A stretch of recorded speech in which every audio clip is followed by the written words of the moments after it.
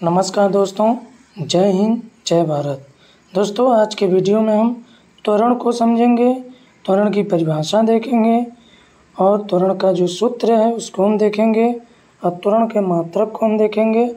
उससे रिलेटेड हम उदाहरण भी देखेंगे और दोस्तों उससे त्वरण से ही हम लोग 10 ऑब्जेक्टिव टाइप क्वेश्चंस भी करेंगे जो कि प्रतियोगी परीक्षा में पूछे हुए प्रश्न हैं।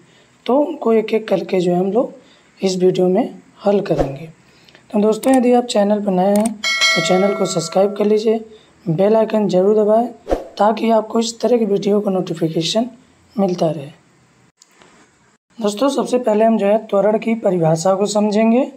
त्वरण किसे कहते हैं? जब किसी वस्तु की वेग में समय के साथ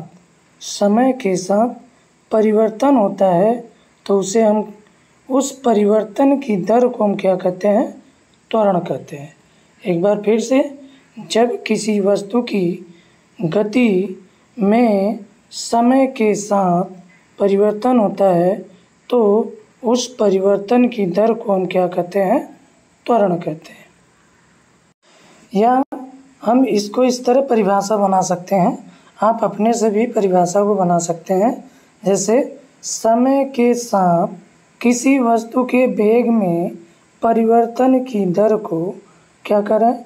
समय के साथ किसी वस्तु के वेग में परिवर्तन की दर को उसका त्वरण कहते हैं, उसका हम त्वरण कहते हैं। क्लियर?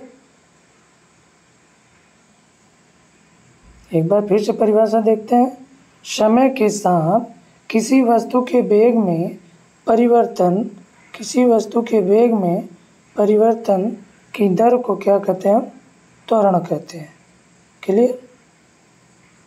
ये तो हमारा परिभाषा हो गया। अब इसको हम इस तरह भी समझ सकते हैं, त्वरण को हम वेग में परिवर्तन, त्वरण बराबर वेग में परिवर्तन बटे समय। इसी चीज़ को हम लोग परिभाषा के रूप में पढ़े हैं कि समय के साथ किसी वस्तु के वेग में परिवर्तन की दर को हम क्या कहते हैं? त्वरण करते हैं। क्लियर? अब इसको हम समझते हैं। मान लीजिए t1 समय पे वस्तु का वेग जो है v1 है तथा t2 समय पे वस्तु का वेग क्या है? v2 है। तो वस्तु में उत्पन्न त्वरण होगा a बराबर v2 माइनस v1 बटे t2 माइनस t1। क्लियर? जो हम लोगों ने परिभाषा पढ़ा उसको हम इस फार्मूले के रूप में कन्वर्ट कर लिया। तो परिभाषा है कि समय के साथ किसी वस्तु के वेग में परिवर्तन की दर को उसका त्वरण कहते हैं।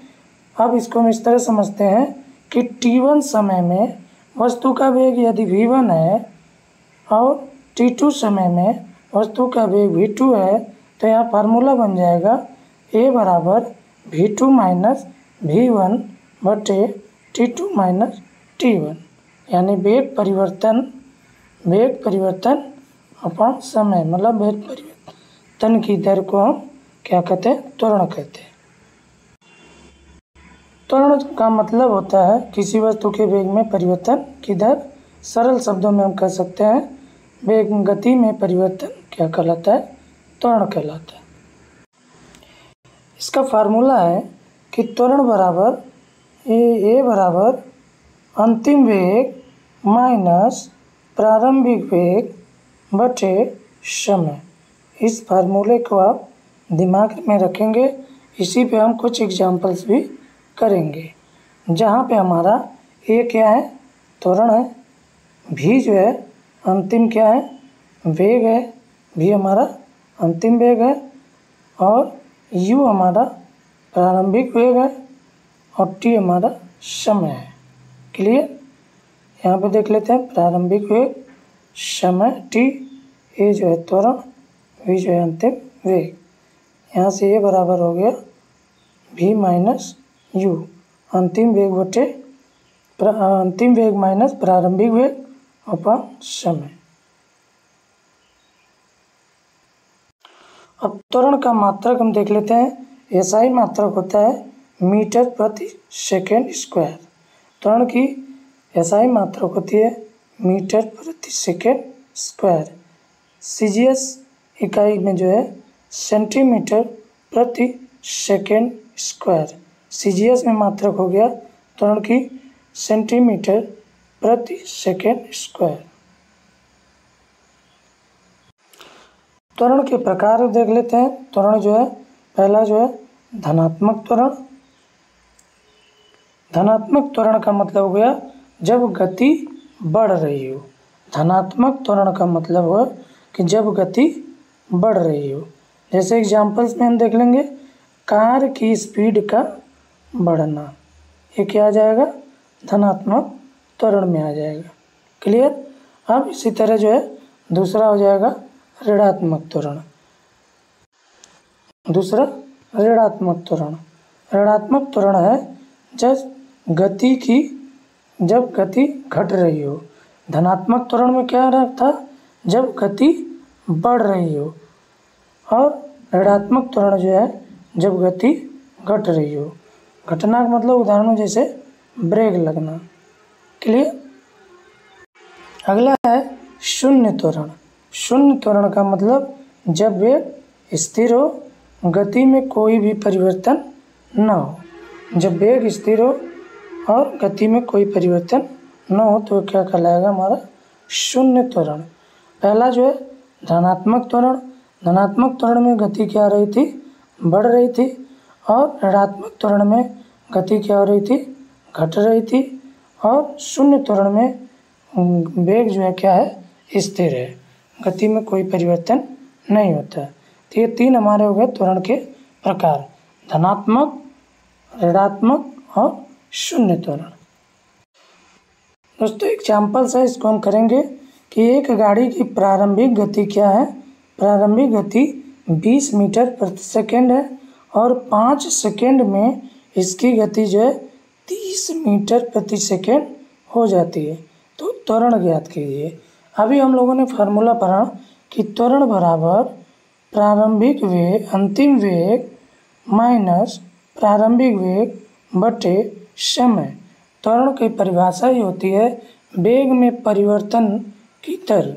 तो वेग में क्या है, परिवर्तन, अंतिम वेग माइनस प्रारंभिक वेग अपॉन समय, मतलब ये दर हो गया। तो इस फार्मूले से हम लोग जो है क्वेश्चन सॉल्व करेंगे। प्रारंभिक वेग हमारा क्या है 20, प्रारंभिक वेग की जगह रख देंगे। अंतिम वेग हमारा क्या है 30 अपॉन समय कितना हमारा 5 सेकेंड। क्लियर। 30 माइनस 20 तो ये हो जाएगा 10 अपॉन 5, तो ये हो जाएगा 2। तो त्वरण यहाँ निकला हमारा, तो 2 मीटर प्रति सेकेंड स्क्वायर। आंसर हो जाएगा 2 मीटर प्रति सेकेंड स्क्वायर। क्लियर। एक बार इसको जो आप स्क्रीनशॉट ले लीजिए। कुछ समय के लिए हम होल्ड करते हैं।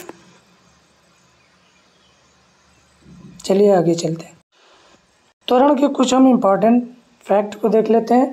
पहला फैक्ट है यदि किसी वस्तु की गति नहीं बदलती है तो क्या हो जाएगा, त्वरण शून्य होगा।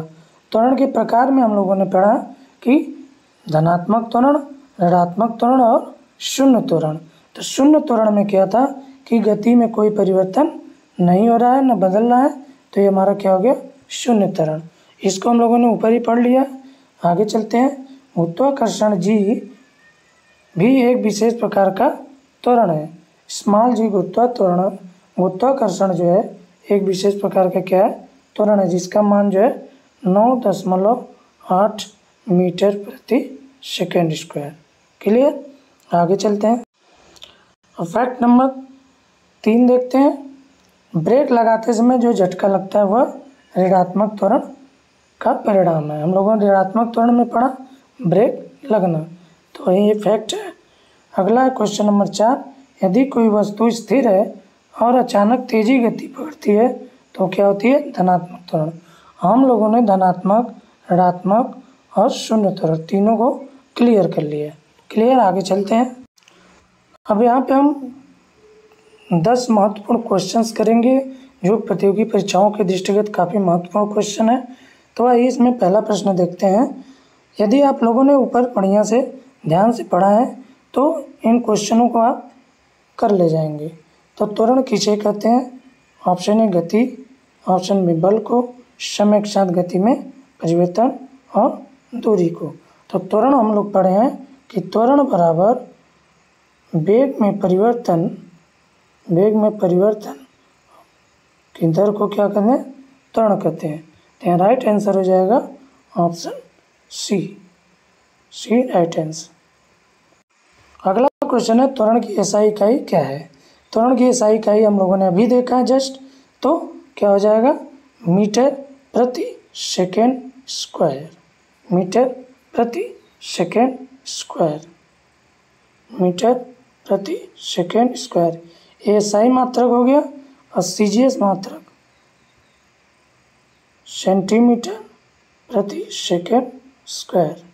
क्लियर? सीजीएस में भी पूछ सकते हैं तो सेंटीमीटर प्रति सेकेंड स्क्वायर। क्लियर? अगला क्वेश्चन है क्वेश्चन नंबर 3, निम्नलिखित में से कौन सा ऋणात्मक त्वरण का उदाहरण है? ऑप्शन ए गति, कार की गति बढ़ना, ये हमारा धनात्मक त्वरण है। धनात्मक त्वरण। स्थिर खड़ा रहना, ये हमारा शून्य त्वरण हो गया। ब्रेक लगना, ये हमारा ऋणात्मक त्वरण हो गया।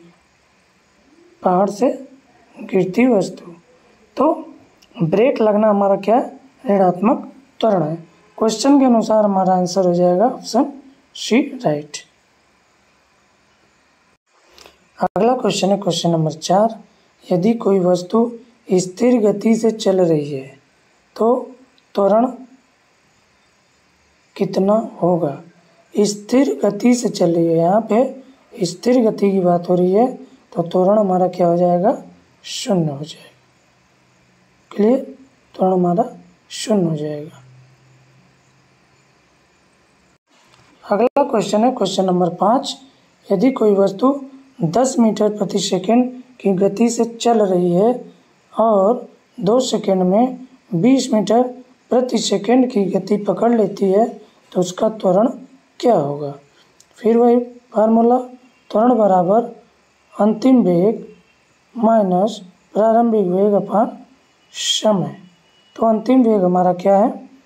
20 माइनस 10 प्रारंभिक वेग, 2 समय हमारा हो गया समय, तो ये हमारा हो जाएगा 5 मीटर प्रति सेकेंड स्क्वायर हमारा आंसर हो जाएगा।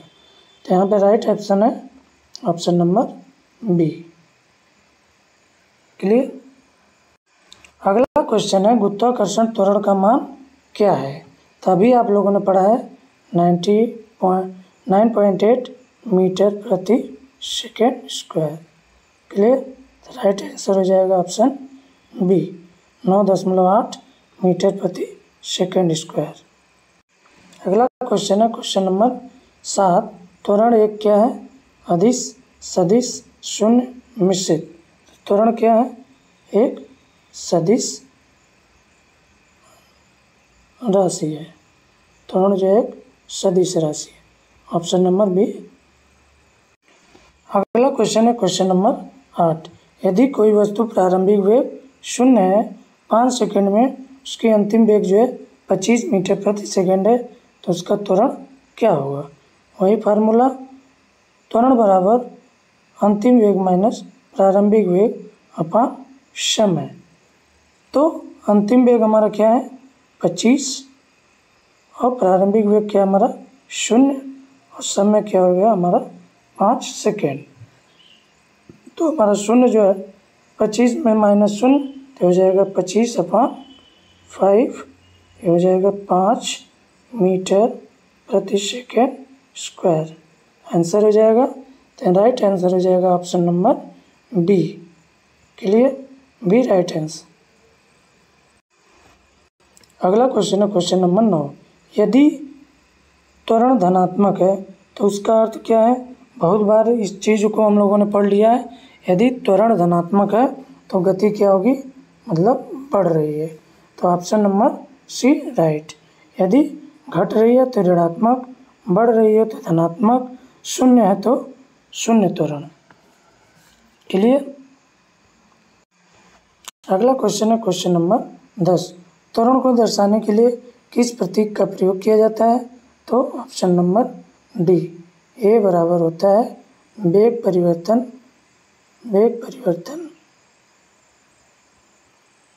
की दर क्या कहलाती है? त्वरण। तो हम लोग ए से दर्शाते हैं। दोस्तों ये हमारा वीडियो कैसा लगा?